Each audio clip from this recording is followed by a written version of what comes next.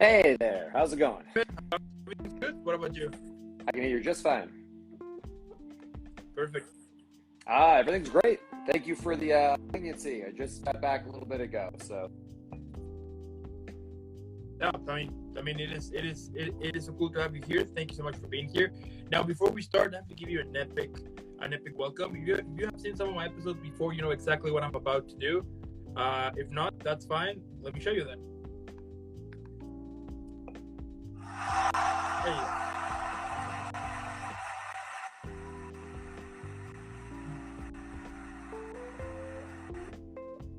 Can you hear me? Oh, it's just like we're having technical problems right now. In a minute.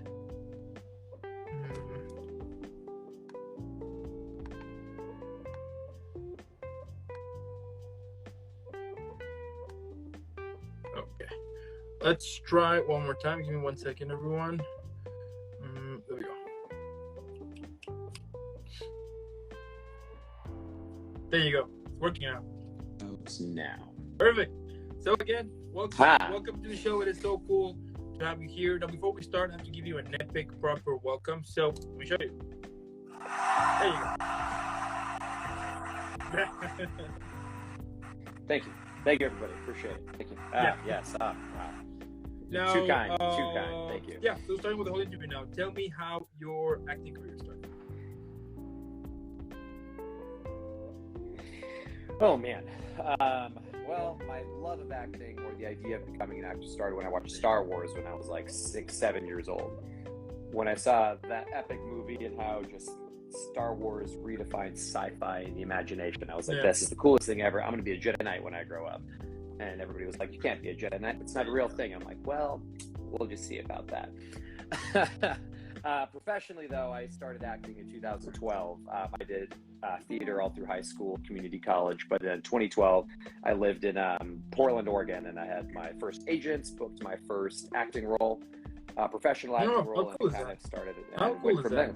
Now, while I was doing the whole research for this interview, I noticed that so you are from Germany, and then at the age of 7, you moved to the U.S. Okay, so like when you watch Star Wars, was that in Germany or in the U.S.? That's so cool. I believe that was in the U.S. That was actually, I think, 8 or 9 years old. I believe when we were first in the U.S. and I watched it then. And then in 2012, you were in the 48 Hours. So tell me, was that like your first experience for a short film? And what are some of the things that you learned during that first moment?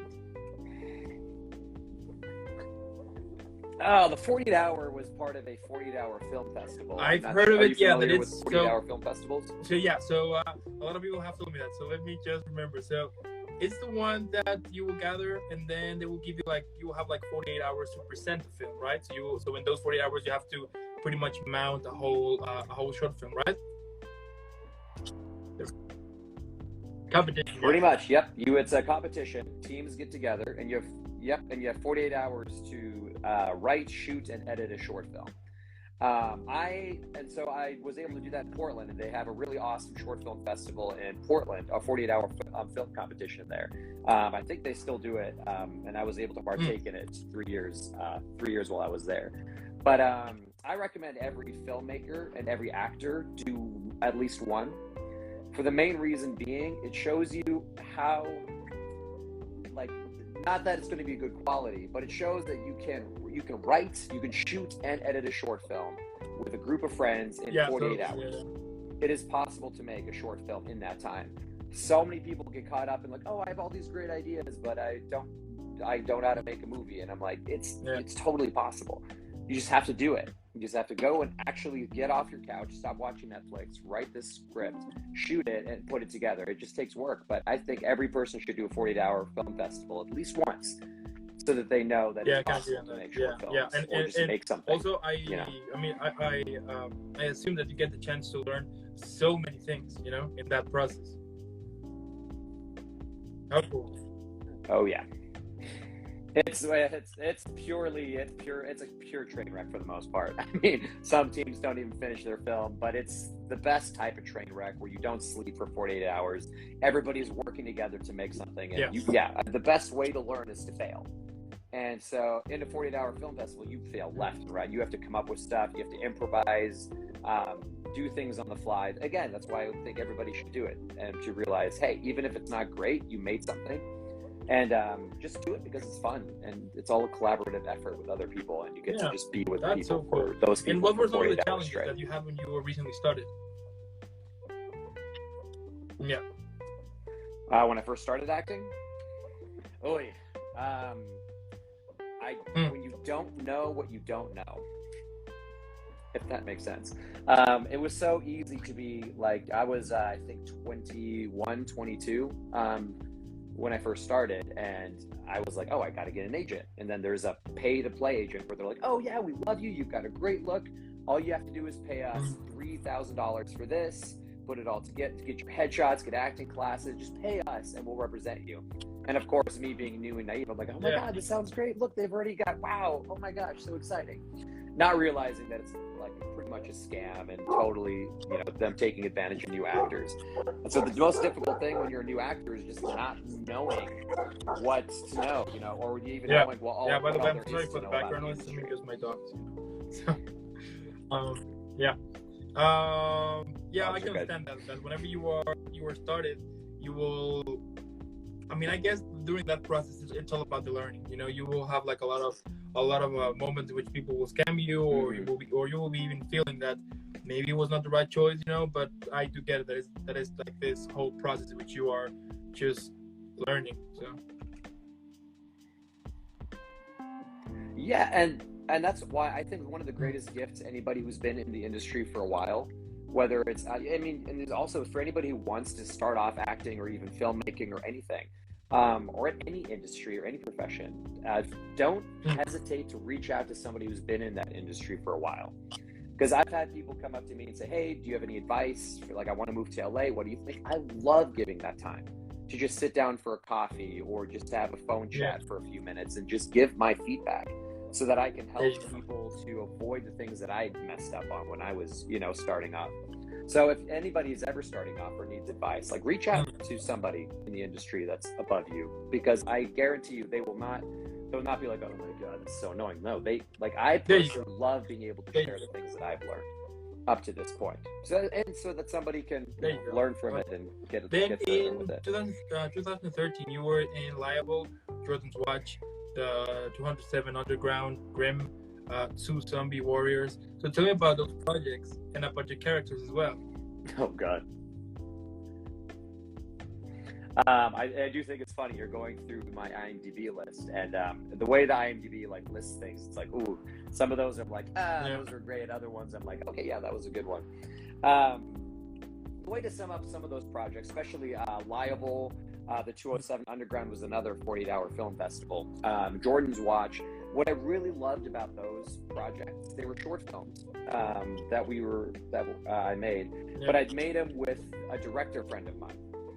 He was the writer, he was the director, producer, and I was an actor, and I helped him on a lot of other parts. But what I loved about those, it was me and my friend making short films together.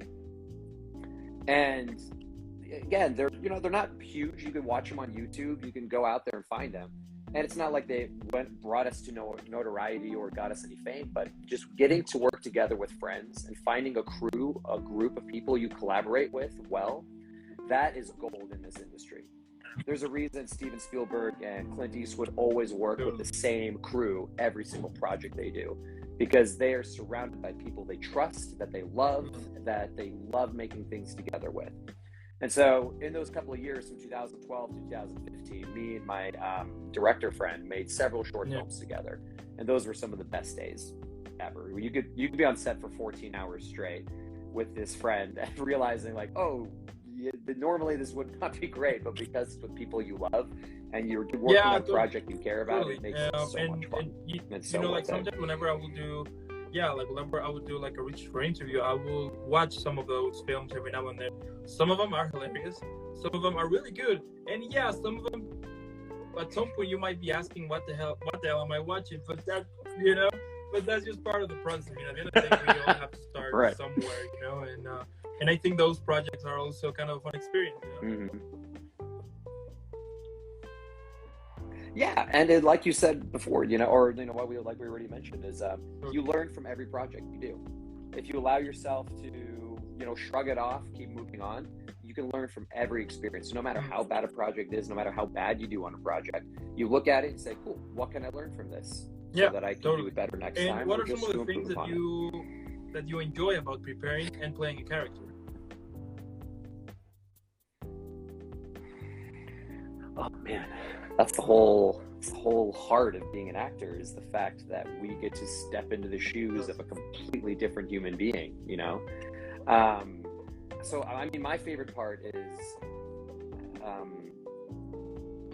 just understanding another human being, especially when it's true acting. I think is when you become somebody other than yourself. There's certain characters that I can play that are very similar to who I am, to where all I need to do is just adjust this part of my personality, and I can walk this character out pretty easily because they're similar to who I am. But like, for example, when I get to play a serial killer, or get to play even worse characters, or just somebody who I would never consider, I disagree with everything they're doing on the script, but then it helps me to have empathy, understand, but why do they act like this? What led them to this? What happened in their life, in their childhoods, in their early development, or even horrible things that have happened to them that led them to make the choices they're making now. And I think that's such an important thing for any person to have, because that's empathy and understanding. There's no such thing as just there is such a thing as black and white, but it's 90% of the world is gray that we live in. And most people you could look at and be like, okay, but where does this come from? Does that excuse actions? Does that excuse what people do is okay? No. But it helps you understand it comes from somewhere that is oftentimes very tragic and very unjust and unfair. But so that's what I love about preparing for a character. It helps me to understand who they are, where they come from, and what happened in their lives that led them to where they are. Is that? And what's the process? I mean, what are some of the techniques or things that you do in order to get to set the mood to play this character? Oh man, as an actor, we call it our actor's tool belt, and every actor has their own toolbox or tool belt that they have gathered throughout their whole lives. For example, some actors have some really tragic moments that they've lived through in their lives, and they're able to bring those experiences back in those moments and be able to give them to a character. For me, you have to figure out who you are. How does your mind work? How do you connect with your emotions? How do I work best? And so I find I'm German, and I love logic. I love reason, common sense, deductive reasoning, all that. So I love taking a logical approach to acting. And there's one technique that I'm very fascinated by, and I'm trying to find my book right now that I have on my bookshelf. It's called the Warner Lachlan acting technique. I think it's in the other room. Anyway, basically this one combines the history of a character with the psychology of the character. And you're able to basically, from the moment you see them in the script, go backwards through their life and create moments that created who they are. And it all goes back to a base human need, basically a need to be liked, a need to be seen, a need to be loved, or a want, or a fear. It's either fear-based or need-based. And so from that, then you have that base human emotion that dictates everything else in that character's life. And then you just create those moments up until the point that you're on in the scene. So no matter what scene you do with this character, you already have an entire grid work and background based on psychology and character history. That is cool. It's very technical, sorry, totally. but it's fascinating, and it's so cool how it works. Because for some people might think that acting is just learn your lines and that's it from himself, right? But the fact that you like with you guys, that you will take this process and you will investigate here, and you will literally kind of put yourself aside for a bit, so you can be this person that you created through this world that you're going to act. But at the same time, it's you who are in this journey too. So I think it is also a very at the same time, I would say maybe therapeutic. You know what I mean? Totally. Oh yeah. Oh yeah. I mean, absolutely. It's the more you learn just how to work on your emotions and understand emotions, the better you can understand the characters than you yourself. Like, oh yeah. Totally. So then in 2016, you were in Intimacy, Washed Away, My Love, and All of Our Sins Remembered. So tell me also about your characters in those performances. This is actually working out well because IMDb is kind of categorizing all of these moments throughout my career. That was when in 2015, is when I moved to Los Angeles. And that is when I attended the New York Film Academy. And so I think all those projects are student projects that I made while I was in college. And those projects are great because this was the first time I worked with different filmmakers from different countries, different scripts, different ideas, just all across the board. And different projects. Some of those were music videos. Some of them are concept pieces. Some of them are short films, fully fledged. Some of them are feature film pitches. And so all of those projects are cool because this is when I started getting hands-on experience of not only how to act in different projects with different people, but also starting to understand how a project is made, being behind the camera, the process of creating a film, from script, development, production, post-production, and learning that side of things as well. And all those projects, it was really cool to see student filmmakers and seeing their process of learning. And how they went through all that. That is really cool, actually. And so then between 2017 and 2018, you were involved in even a lot more stuff, such as something like Summer, Netflix and Popcorn, Mother Beauty, Broken Wings, Open House, Typhoon of Steel, Little Pictures, and Highwayman. Oh, wait, Highwayman and Be Happy Motherfucker. So tell me what are some of the things that you enjoy about those productions?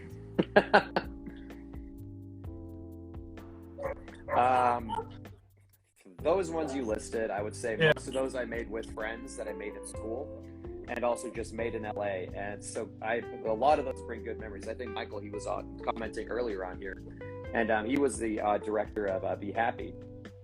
And it was just so much fun, again, getting to work with friends and starting to make our own projects and having the projects start to actually look good, because now we're getting good equipment, we're getting better cameras, we're getting better production, and it's like, oh, this is starting to look really good. There's one very particular, there's one project I do want to get a shout out to, and I think it connects to the next question you're going to ask, which role I think I learned the most from, is The Little Picture I made, I think, my last year in college, which was 2018, was with a extremely talented young director who, he's one of the few people that I have met in this industry, and I tell him this all the time, that he is so just obsessed and in love with movies that he's going to make it in this industry no matter what happens next. And so I worked with him on The Little Picture, which was a World War II short film, which in my opinion is one of my favorite projects I have done yet, because I got to play a German soldier, which is something close to my heart because being German, it is, you see most of the time in Hollywood, most of the time you see a German, it's an angry Nazi who has no soul and just runs around yelling angry things and shooting people. And it's like, that's not the best, it's not the best representation of the German people. And so getting to play a German soldier and show people that this Nazi has done horrible things, but he also has a heart. He's a human being who feels regret and remorse and pain for the suffering that has happened around him. And The Little Picture not only describes that story extremely well, it gives it humanity not only to the Germans but also to the British side, the American side, and it's such a beautifully told story in 15 minutes. You can watch it on YouTube. It's called The Little Picture. It's one of the best projects I've done yet, because also as an actor, the reason I learned so much from it was, again, this director, he was so paid attention to the details, and he cared so much about every part of this process that you can see it in the film, and especially my performance. We met up several times before we ever shot, and he talked about the character. He talked about where does he come from, like what can I bring to this character, understanding every element of who he is, which is why also it's one of my favorite performances, one of my best ones, and because of the work put into it. And so I would say, and again, having a director who takes the time to actually walk you through the vision, the character, is always such a gift and such a blessing, because most of the time we have to do all the work, and then we just show up to set and just portray the character that we think is based off the script, which that's fine. That's totally what that's supposed to happen. But when a director takes the time to meet with you one-on-one, to go through the character, it just makes the performance that much more rich and that much more connected to the overall But piece. I think German guys are awesome. The reason why is because back in 2010, I had an exchange program. So I went to Germany and I stayed there for like a year, almost, a year and a half. And I mean, that time, I think that is one of my most awesome time that I had. I mean, it's pretty much super treasured, because I mean, I had like a lot of fun. I mean, of course, I had a lot of issues at first because I didn't know anything about the language or the culture or anything. I mean, a lot of people were telling me like, hey, you need to learn something first. And I was like, no, because it will remove the experience. I will go without knowing anything. So it will be better, right? But of course, that it took a lot of awkward situations because I didn't know anything. For example, like punctuality, like all of those stuff, But at the end of the day, I ended up loving it. I mean, definitely Germany. It's one of my favorite countries because, most people are super. Yeah, you guys are super friendly, super warm, and it's definitely one of my favorite countries by far. Yeah. I love that. Yeah, I can still speak it. The thing that I have, also das Problem ist, dass mein Vokabel, na? Also, ja, ich kann nur ein bisschen, ja. Ich kann dich sehr gut verstehen. Ich sage zu alle meine Freunde, dass Deutsch sprechen. Wenn ich dich verstehen kann, dann hast du gut gemacht. Also ja, das ist perfekt. Das war ein bisschen anstrengend, weil die Leute von meiner Schule hat mir immer gesagt, hey, du musst Deutsch lernen. Und ich habe gesagt, ja, aber es ist super schwierig und jetzt kompliziert und bla bla bla. Und nur einmal, diese Leute hat mir gesagt, du musst Deutsch lernen oder du bist allein, weil in Deutschland wir Deutsch sprechen.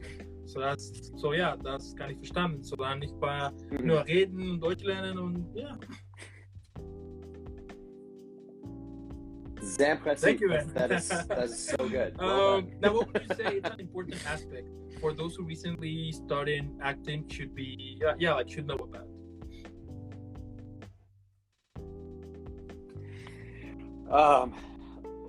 I would say especially when it comes to moving to LA. I mean, if you're just starting off as an actor, start off just like realizing that if you want to make acting your full-time career, realize that it is a full-time profession. It's not going to be, you're not going to get famous in 6 months. Like you're not going to be in one film and suddenly you're an A-list actor. Like that's not how it works.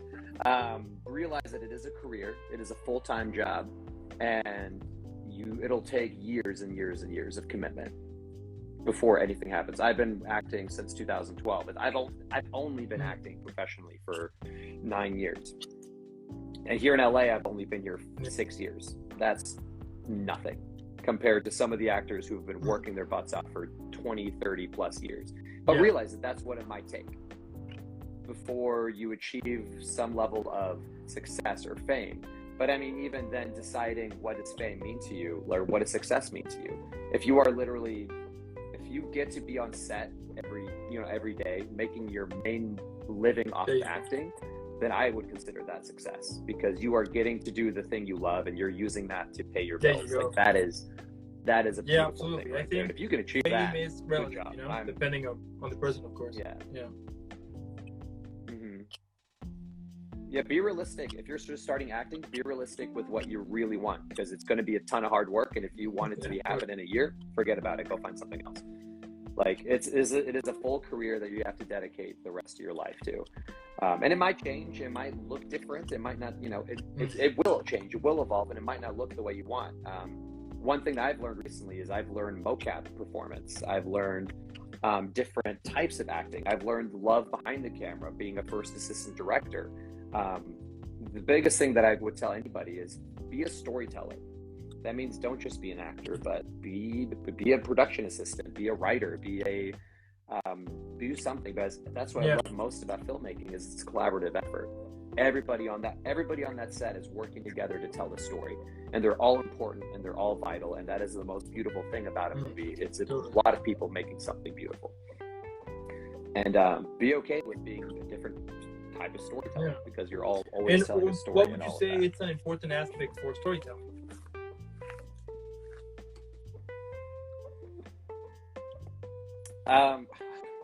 That's the whole reason we do it. That's why Hollywood exists. It's to tell stories. And we as human beings have been telling story for thousands of years. Like, storytelling is an essential part of our culture, of human culture in general, because stories are used to lift up, they're used to teach, they're used to inspire, they're used to warn people. Like, stories have been with us our whole lives. It's an essential part of who we are as human beings and as, just in the world we live in. And now movies are just a cool advanced form of storytelling, but we're all still storytellers.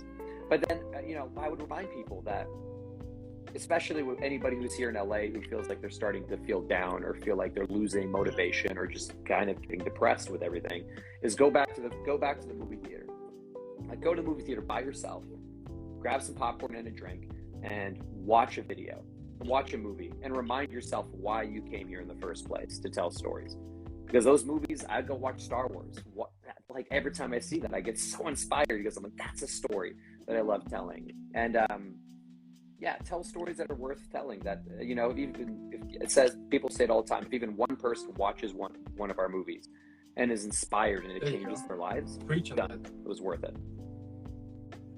Stories are, the best storytellers are also the most, I'm a Christian, and Jesus told some of the best stories and parables. They're still being taught and, used today. So storytelling. So then in 2019 and this year, you have been in Mind Games 108, The Long Way, the Hollywood Dropouts, Purgatory Lounge, All Men Are Pigs, No Loss, No Gains, and Animal Kingdom. But tell me, like, in general, what do you like the most about acting?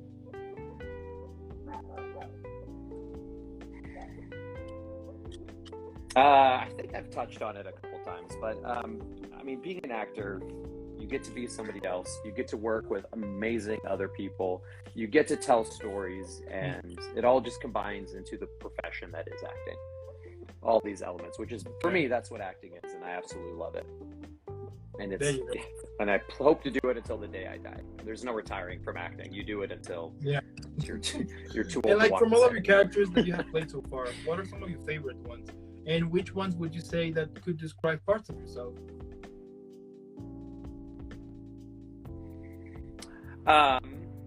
Obviously, Otto from The Little Picture is one of my favorite characters because I related to him just on many different levels. I would say the other character that I really loved the most, connected the most with, was actually a theater production. Which you won't see on IMDb because it's a theater. It was a play, but back in my hometown, I was in A Few Good Men by, what's his name? I have the script down there somewhere. By Aaron Sorkin. I played Lieutenant Daniel Caffey, who in the movie, I think it was Tom Cruise, played Daniel Caffey in A Few Good Men. And so I was able to do the stage production of that. And I was still pretty new to, I was still starting off acting. I think this was in 2013 or 14 or something like that. But my gosh, that character was so much fun. Getting to play this cocky, young, ambitious Navy lawyer who now has this huge case on his hands. And through the whole case, he learns so much about who he is, what he needs to learn, how to grow up, but also just, the world sometimes is not fair and you have to stand up to it.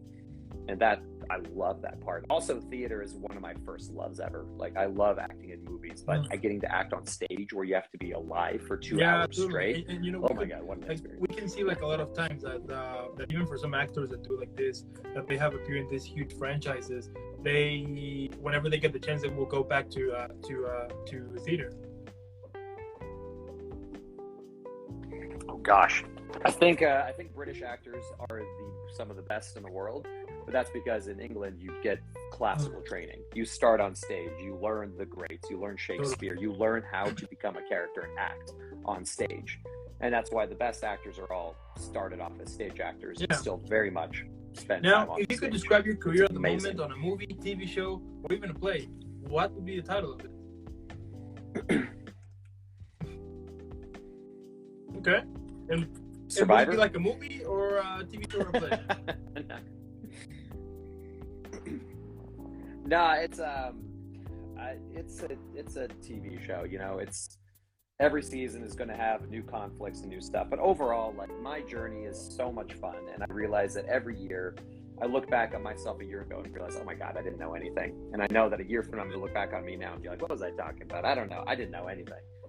You know, just I think that every year I am blessed to have amazing opportunities. I get to work with amazing people, talk to amazing people, and I get to just, I don't know, I'm blessed to be able to live where I am. I'm very privileged, I'm living a very good life. Even when it's difficult, even when things are hard, I still feel and very like my blessed last question is, what can we expect from Jonas in the future? Jonas is currently producing a comedy TV pilot, which I hope to shoot in the spring. So if that takes off, hopefully we'll see how that goes. I am also working on motion capture technician and performance, so I'm hoping to break into that field as well soon. And I actually booked my first co-star role here in LA a month or two ago, so I'm hoping that I can start getting a couple more of those as well. But yeah, things are looking up and things are very exciting. So there you go. That's great. I mean, still at the end of the chugging day, away. man, I'll be here for a while. You are you are talented. You're super awesome. The fact that you are killing it and you're searching for more opportunities even there, that you're trying out with mocap. Yeah, it's amazing. I mean, at the end of the day, I mean, I think your career is so badass and so cool. And because of that, I need to give you a quick, super epic shout out. So, oh wait, there we go. There you go.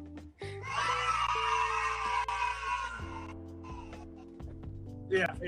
Oh, so again, thank you so much. I mean, also I want to thank those for watching. If you're watching this later on YouTube or listening to later on the podcast, make sure that you're following Jonas in all of our social media. Normally, what I would say is for you to put pause, leave a like, subscribe, super quick, and then hydrate, and then go follow this guy. Leave 1 million likes.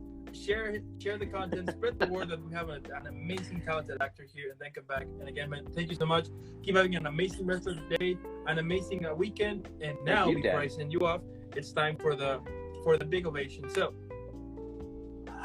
there you go. Dan, you're awesome, dude. Thank you for this opportunity. This is really cool. Keep it up, man. I think this is really awesome what you're doing. And, okay. You're killing it as well, dude. Thank you so much.